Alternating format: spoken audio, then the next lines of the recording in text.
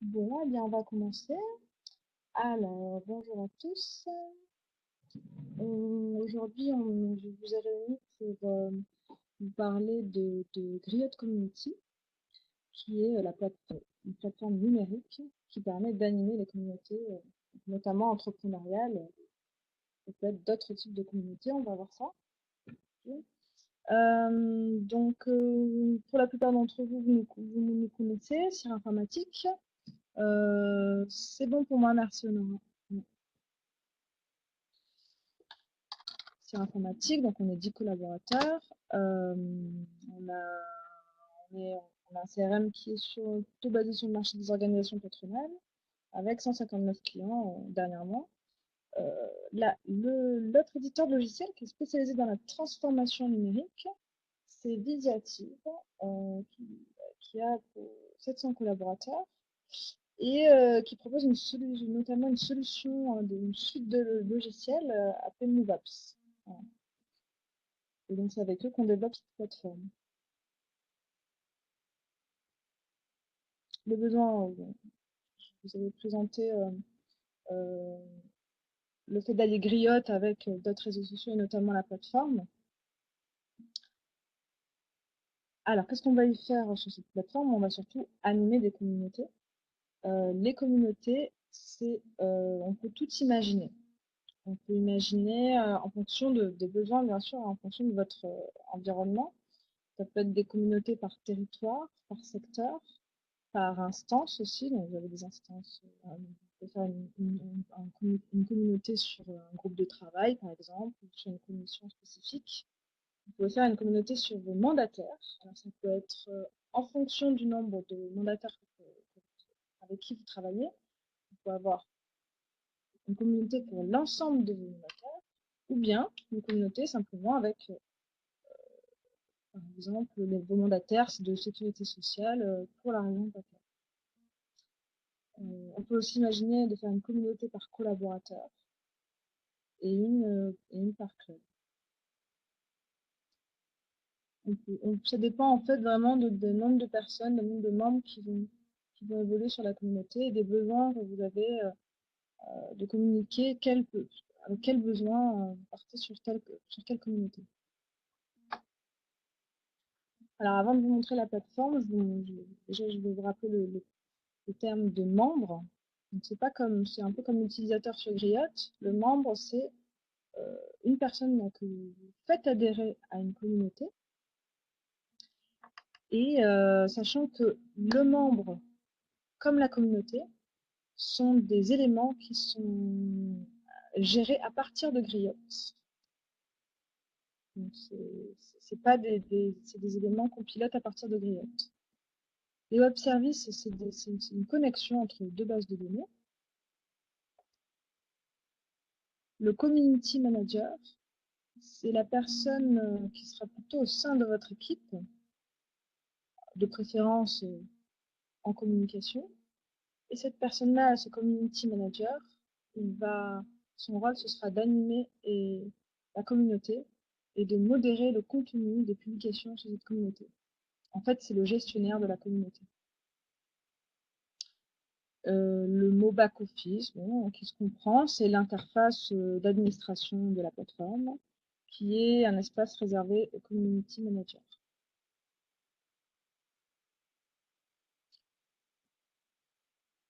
Donc, on va passer à faire un petit partage d'écran pour vous montrer la plateforme.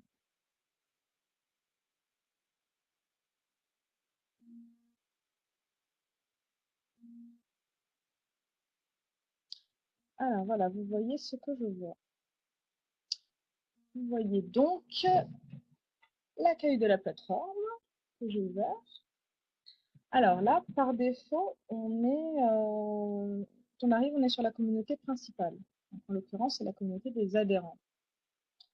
Mais à partir d'en haut, hein, on va pouvoir switcher. Donc moi, en tant que membre, je peux switcher sur une autre communauté, celle du conseil d'administration dont je fais partie, ou celle du club des jeunes dirigeants. C'est les communautés dont je fais partie.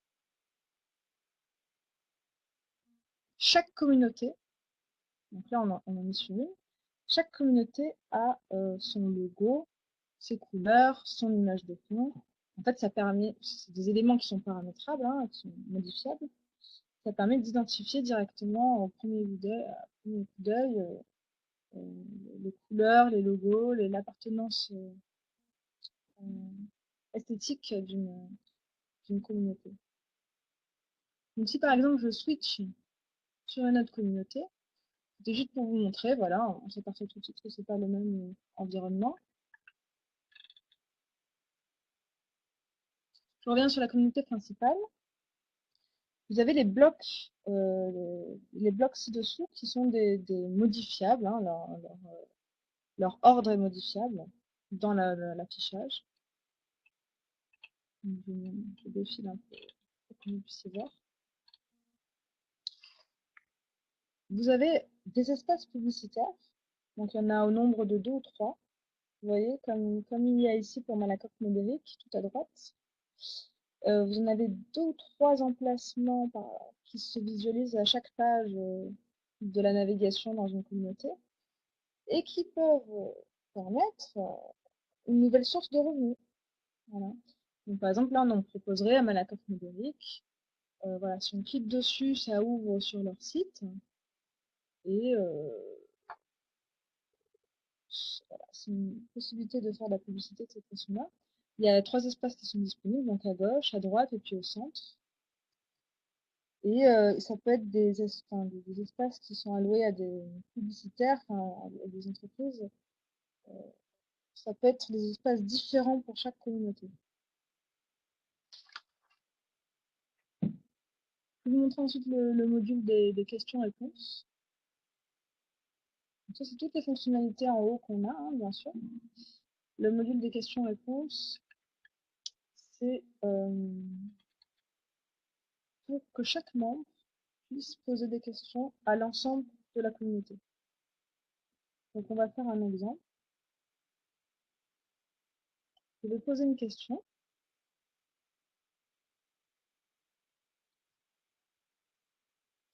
Alors, en l'occurrence, je vais la mettre sur les communautés. Bon, je veux qu'elle s'affiche sur ces communautés-là. Je pose la question. Est-ce que l'appartenance syndicale, qui est une donnée à caractère sensible, est induite du fait de l'adhésion de la société du patron au syndicat patronal? Je veux aussi viser les centres d'intérêt que la question concerne. Ça, on va voir pourquoi après c'est intéressant de le faire. Donc, il y a droit du travail, droit des affaires, allez. Le secteur d'activité également, on peut le taguer. Et je peux lui apporter un descriptif. Alors, moi, je dis que c'est pour le RGPD, qui est une obligation. J'ai besoin de savoir. Donc, je publie la question. Alors là, bien sûr, pour toute question qui est posée, il y aura l'administrateur qui devra valider la question. Donc, je publie la question.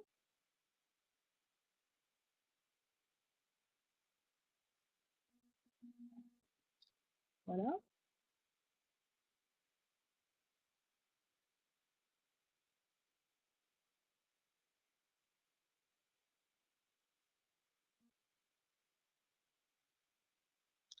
Et sur l'autre compte que j'ai ouvert, celui de Pascal, je vais pouvoir répondre à la question. Alors, je rafraîchis.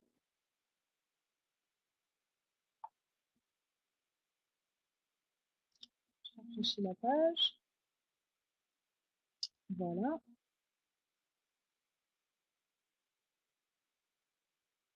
Et moi, comme j'ai la réponse, je vais la donner ici.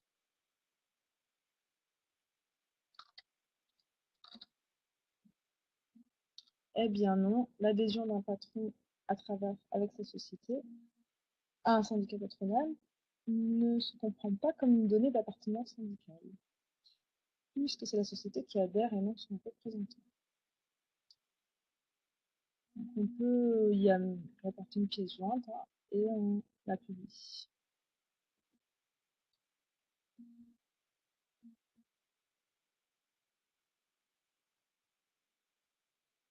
Voilà.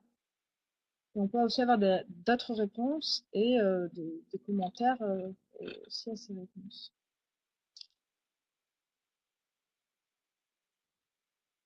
Donc là, ça permet quand même d'anticiper les enjeux de la transformation numérique, hein, puisque ça peut, ce module de réponse, de questions-réponses, ça peut être plus pratique des fois que passer un coup de fil à son organisation patronale. Ça peut être une autre façon d'interpeller les gens. Et puis ça permet aussi d'identifier des leaders d'opinion qui pourraient répondre aux questions plus facilement ou qui seraient engagés sur les thématiques. Et ça permet de le voir, de le suivre. Alors, il y a aussi le module actualité. Donc, le module actualité.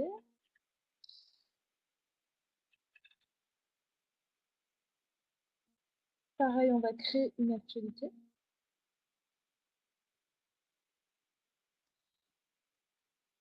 Alors, je vérifie juste que tout va bien, qu'il n'y ait pas de questions. Ouais, super. Ok, alors le module actualité, donc par défaut je suis sur la communauté adhérente, donc ça va être publié sur la communauté adhérente. Je vais donner un titre, la réforme de l'apprentissage. On fait un zoom sur ce dossier-là. On va lui donner un résumé à cette actualité, un peu comme un article, hein. Un centre d'intérêt aussi, donc là aussi c'est important de le taguer. Le contenu qu'on publie, c'est important de pouvoir le taguer. Donc là, ça va être la relation avec l'entreprise, emploi, et, et pareil, le secteur d'activité. Si on n'a pas forcément, on n'est pas obligé d'en mettre aussi, hein. C'est pas une obligation. Et surtout le contenu. Voilà. Et ensuite, je publie mon actualité.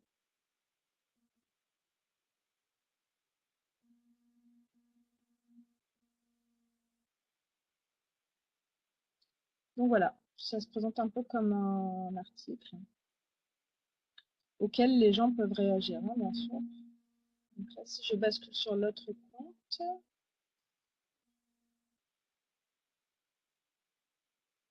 voilà, et que je vais dans actualité,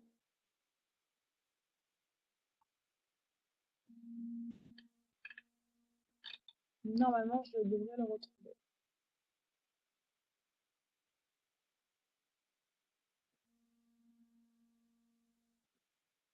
Mais à mon avis, c'est sujet à modération, donc un des community managers doit le valider avant que ce soit vraiment publié. Mais sinon, tout le monde ensuite peut commenter et mettre une note, éventuellement. Et là, c'est un super moyen de pouvoir promouvoir ces positions, quoi. Alors, à côté de l'actualité, enfin en parallèle, vous avez aussi, donc ça c'est géré dans le back-office, la possibilité d'envoyer automatiquement une newsletter. Ça permet de bien cibler sa com, parce que c'est en fait cette newsletter que vous pouvez activer ou non, et qui va être générée de façon automatique. Elle va sélectionner les contenus, les derniers contenus publiés, parmi les questions posées, les actualités, les tutoriels qui ont été créés. Et en fonction des thématiques et des centres d'intérêt qui sont visés par chaque membre dans son profil, la newsletter va contenir les dernières publications qui sont taguées par ces centres d'intérêt choisis par le membre. En fait, si je m'intéresse à la fiscalité et à l'école, à la relation école-entreprise, je vais, dans ma prochaine newsletter, certainement recevoir cet article-là sur la réforme de l'apprentissage parce que c'est le même tag de relation école-entreprise.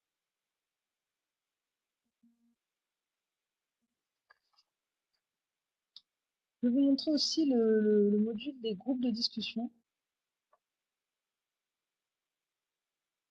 Un groupe peut être ouvert, il peut être modéré, c'est-à-dire qu'on va inviter une invitation à certains membres pour participer au groupe de discussion, ou bien il peut être privé. Et dans ce cas, on ne le verra pas apparaître dans la liste des discussions. Donc si par exemple, là encore, je crée un groupe, donc pareil, hein, je choisis de le mettre dans de la qu'il apparaît sur les communautés que j'ai choisies préalablement. Je lui donne un nom, bien sûr. Ça va être le groupe sur, sur le thème de la discussion des non-cumuls des mandats.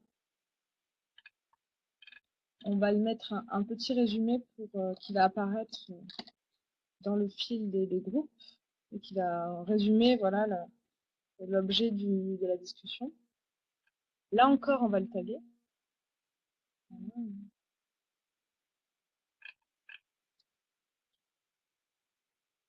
Et ensuite, on va y mettre le descriptif.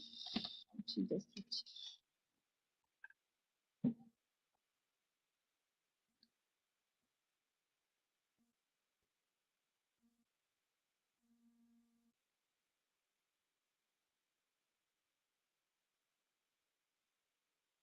Voilà. Donc, si une personne à qui j'ai invité souhaite participer à cette discussion, elle peut démarrer une nouvelle discussion, une nouvelle, un nouvel élément de discussion avec cette entrée. Il faut partager ses idées en fait hein, sur le thème. Là encore, c'est un bon moyen c'est un autre enjeu de la transformation numérique, comment circulent les idées. Ça permet aussi de rapprocher les territoires. Parce qu'on n'a pas forcément l'occasion de discuter avec des personnes qui sont éloignées des lieux habituels de réunions et d'événements sur des territoires différents.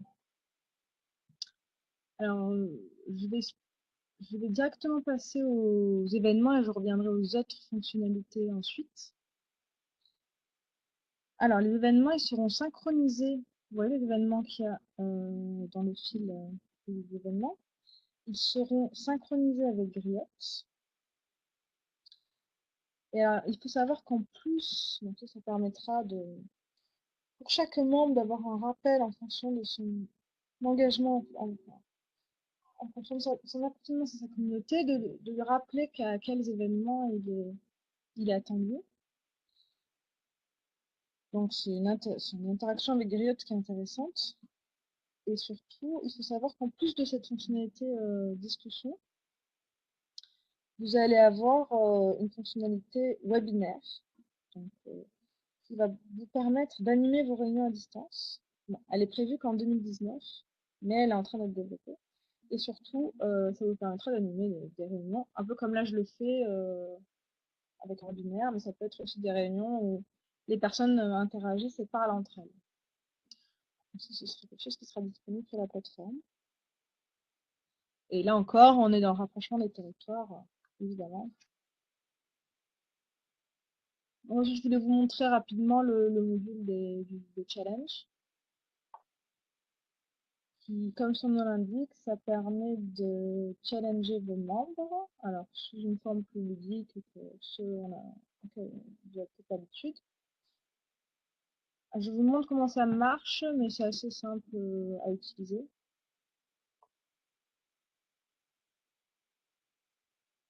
Alors un challenge, il peut être créé par un membre, mais il faut qu'il soit validé par un community manager avant d'être publié. Et c'est un super moyen de rendre vos membres, vos adhérents, acteurs de leur organisation. Donc on va lui donner un titre, on va le taguer dans les centres d'intérêt et les secteurs d'activité, c'est important. C'est pas nécessaire, mais c'est important. On va lui donner un résumé, voilà, en quoi consiste le challenge. Et on peut le borner avec des règles. Voilà. Si par exemple le challenge c'est de faire la plus belle photo de vos collaborateurs, le règlement, ce sera peut-être de ne pas faire appel à un professionnel. Et ensuite, on va lui donner une date de fin, voilà. On peut l'agrémenter d'une image et d'une récompense. Voilà, j'offre une bouteille de vin à celui qui aura remporté le challenge après vote de la communauté. Voilà, on peut l'enregistrer. Juste voir s'il n'y a pas de problème avec...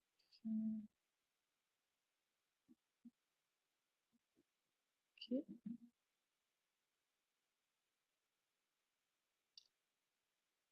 Ensuite, ensuite, ah oui, mais il y a l'annuaire des entreprises. Donc ça, c'est tout, c'est un référencement de toutes les entreprises par communauté.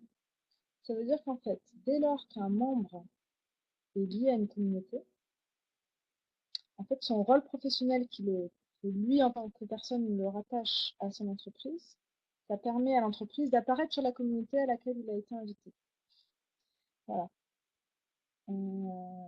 Ensuite, je vais faire un petit zoom sur une société. Alors ça, c'est des infos, des informations qui remonteront les griottes. Donc pas besoin de, il n'y a pas de double saisie, ni sur les entreprises, ni sur les membres. Donc après, il y a aussi les actualités. Alors bien sûr, il y a les membres, toutes les infos qu'on peut voir apparaître qui remonteraient les griottes. Et puis il y a aussi les contenus, les documents, les groupes de discussion auxquels a participé l'entreprise.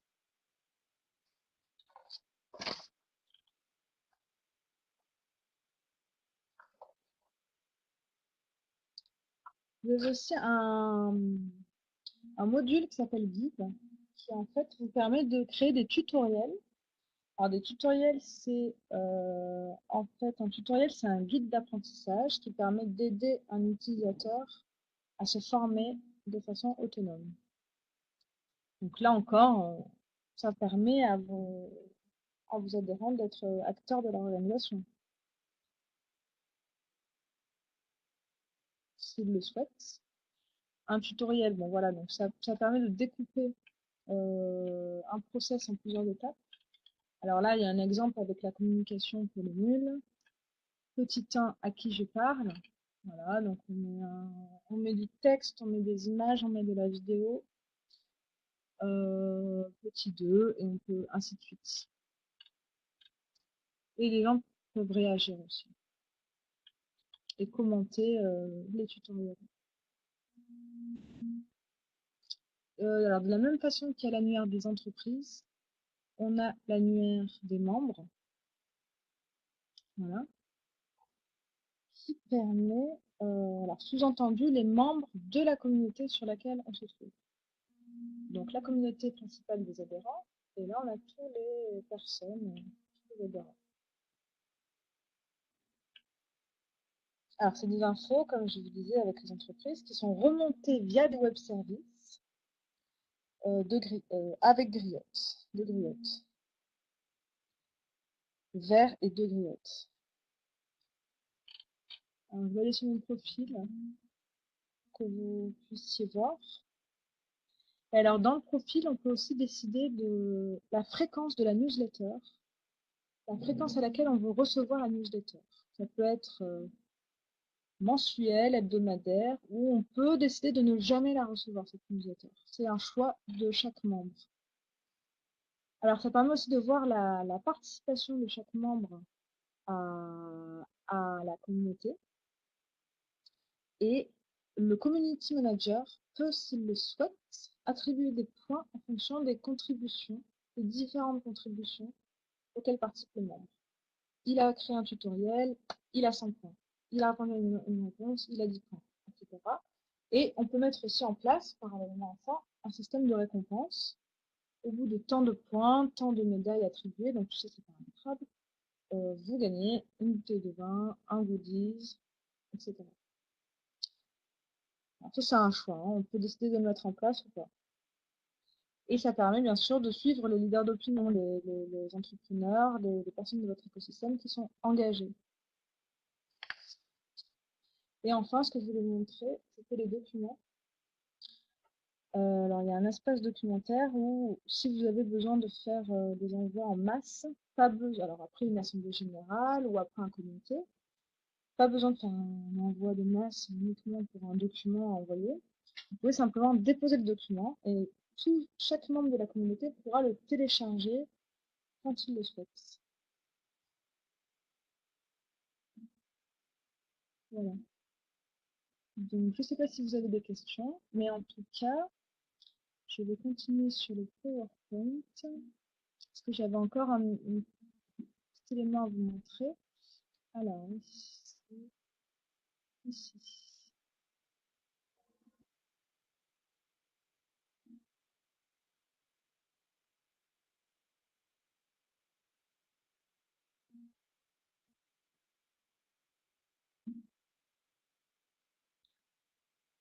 Alors, donc bon, on a parlé des bénéfices, on y revient rapidement. Riot Community, cette plateforme, elle permet d'animer les communautés d'entrepreneurs et les communautés de personnes qui sont votre écosystème, plus généralement. Ça vous permet surtout de rapprocher les territoires. Donc, un entrepreneur qui est à l'autre bout de la région et avec qui vous devez vous entretenir, il n'est pas forcément, enfin, il est peut-être trop éloigné des lieux habituels de réunion et d'événements. Avec toutes les fonctionnalités qui sont mises en place, vous pouvez le rattacher de façon plus pérenne à votre organisation et au mouvement. Donc, de ce fait, on anticipe les enjeux de la transformation numérique. Et évidemment, ça permet d'attirer peut-être des plus jeunes patrons qui sont pas forcément, qui ont d'autres façons de communiquer et d'échanger. Alors, également, on promouvoit ses idées et ses positions avec la plateforme. On peut partager d'une autre façon. On identifie aussi des leaders d'opinion, donc les personnes qui sont engagées, qui participent à la plateforme et qui veulent promouvoir leurs idées. Et aussi, ça permet également de rendre les entrepreneurs, de les ramener au cœur de votre organisation. On cible également mieux sa communication, avec la newsletter notamment. Et il y a une interaction avec Griot, qui évite la double saisie. Et éventuellement, on peut trouver une nouvelle source de revenus via les espaces publicitaires au nombre de 3, qui peuvent être différents en fonction des communautés. Donc, le projet globalement, il va se dérouler sur 10 à 12 semaines. Depuis la phase de lancement, où on va discuter des besoins, de l'organisation, et quelle communauté, pourquoi elle va animer ces communautés sur la plateforme. Entre-temps, on va passer par une phase de test en pré-production, où vous aurez les clés en main de cette plateforme clé en main, mais qui sera à concevoir d'inviter des membres test, qui pourraient commencer à publier du contenu, qu'elle soit un peu un produit, et puis tester surtout la plateforme, avant d'inviter l'ensemble de vos membres à la mise en production, donc en phase finale. Et bien sûr les tarifs, donc vous avez une partie installation, avec les déploiements et le paramétrage des web services. Donc ça c'est le coût d'installation. De la même façon, la journée de formation, il y a besoin d'une journée pour former les community managers. Cette journée, bien entendu, est prise en charge par vos OPCA. Et le coût récurrent de la licence annuelle, c'est le coût, enfin, c'est les coûts que vous voyez en bleu et qui varient en fonction du nombre de membres que vous invitez sur votre plateforme. Voilà, j'ai fait le tour de ce que je voulais vous présenter. Donc, si vous avez des questions, n'hésitez pas.